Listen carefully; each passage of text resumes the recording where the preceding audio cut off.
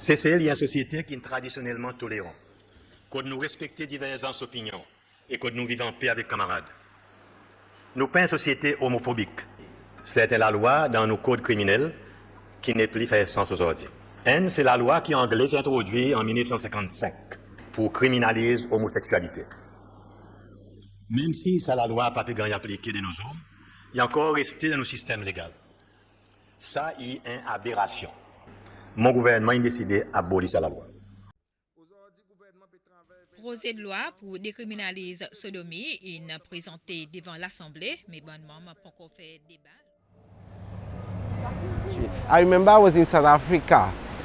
I got that message to say the bill went through. I literally just jumped up and everybody was confused. I said, we have decriminalized the sodomy law in Seychelles. And wow, it was liberating, knowing that even if it was not used now, it might be used later. And since that day, I have not given up 1 second of my life not defending the human rights for LGBTI people.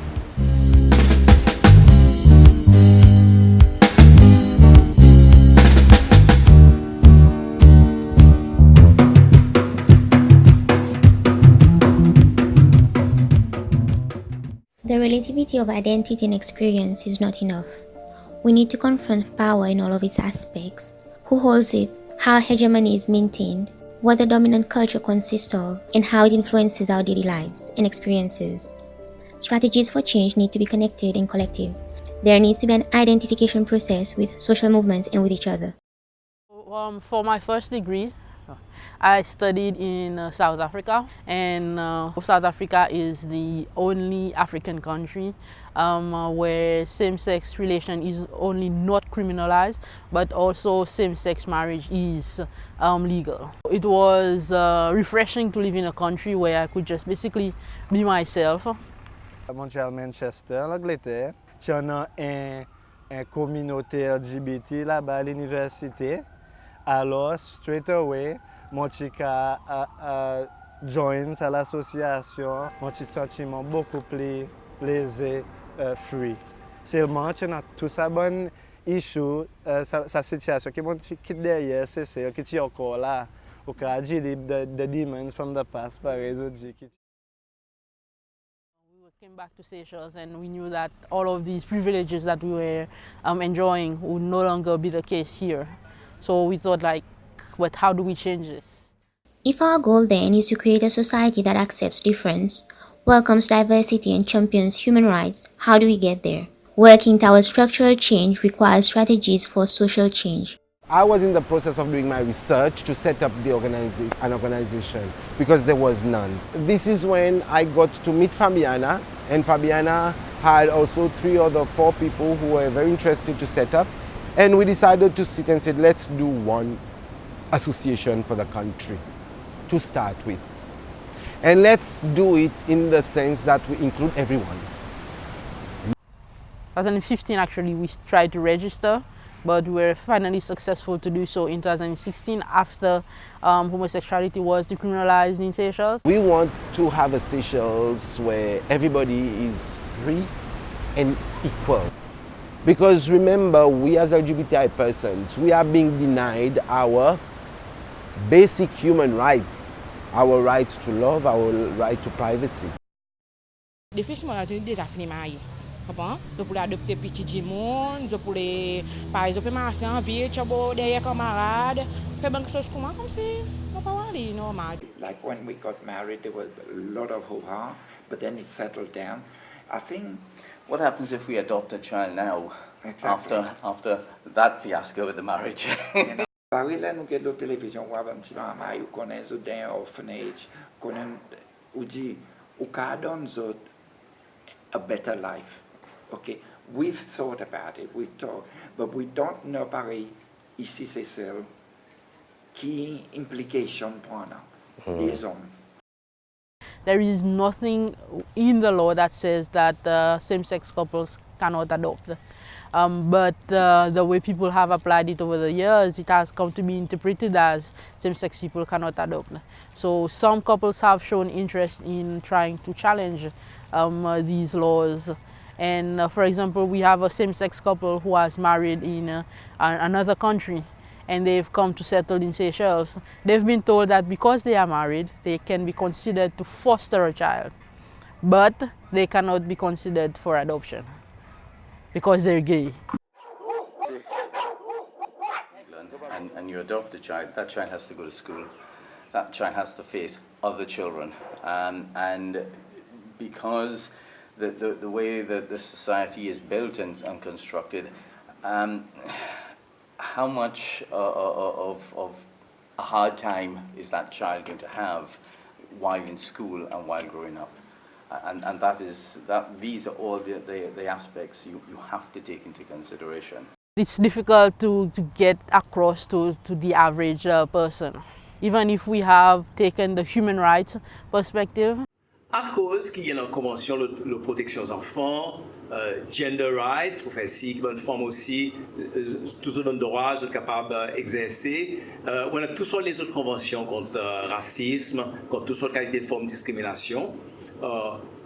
Pour quelle raison spéciale qui tout d'un coup, il y a une convention qui inclut le droit pour un homosexuel, un lesbienne, un bisexuel, un transgenre, intersexe, etc.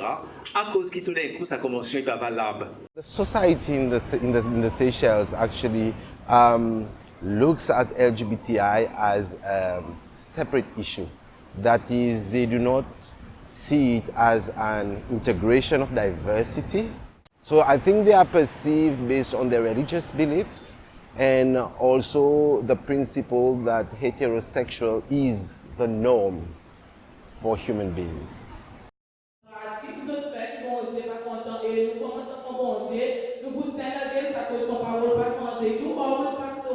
The word of God will remain. On va croire du tout, il compte parole bon Dieu complètement. La Bible pas dit où faire ça. It's a curse. L'homosexualité n'est pas un péché qui est exceptionnel, qui est la restant un péché qui existait. Et si moi je crois dans la parole bon Dieu, pour moi, l'homosexualité est considérée au même niveau que tout un péché. Throughout my research, meeting people, talking about this, and also, with the association now, we kind of learn a lot. We kind of learn a lot of problems or challenges that some of my, fellow trans people or gay or lesbian or bisexual people were facing, especially non-acceptance at their own home. I know people who have actually passed away, who has actually gone into different trauma before they took their own lives. Like, older persons used to tell us that they would get arrested. For example, say it's National Day and there's an event in town.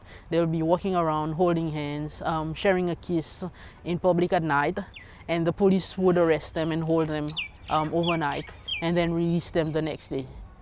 We know that this as a practice has stopped.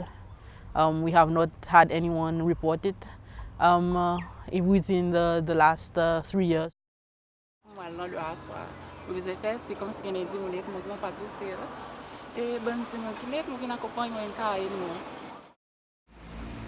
But there are still issues with regards to, for example, they be further victimized by being told that, of course, somebody's going to attack you. Look how you behave. Look how you dress. But I think with education, at different levels that we've talked about, that will help slowly. And also with, that's why we're concentrating our advocacy in the policies and laws to ensure that the person feels that, okay, but if they discriminate me, I can take care of that. Since 2016, we've had 2 cases of assault reported to us, and those cases have also been reported to the police. And the issue is that they have not been investigated further. In Seychelles, if a person who is gay is assaulted because they are gay, it would still be considered grievous bodily harm. So we need specifically to introduce hate crime legislation. The next steps after the decriminalization of the Section 151 is everything else. A lot of people have been asking us about, where's your pride, where's your pride? And you see, there again, it comes back to the context. We don't want to just go and put up a show of LGBTI people just going on the street with rainbow colors and do things. We want bigger than that. We want to be included. So that's why we are going to join the carnival, and we can have our space there to showcase what we've got as part and parcel of the bigger general population. We are all equal, we are all diverse.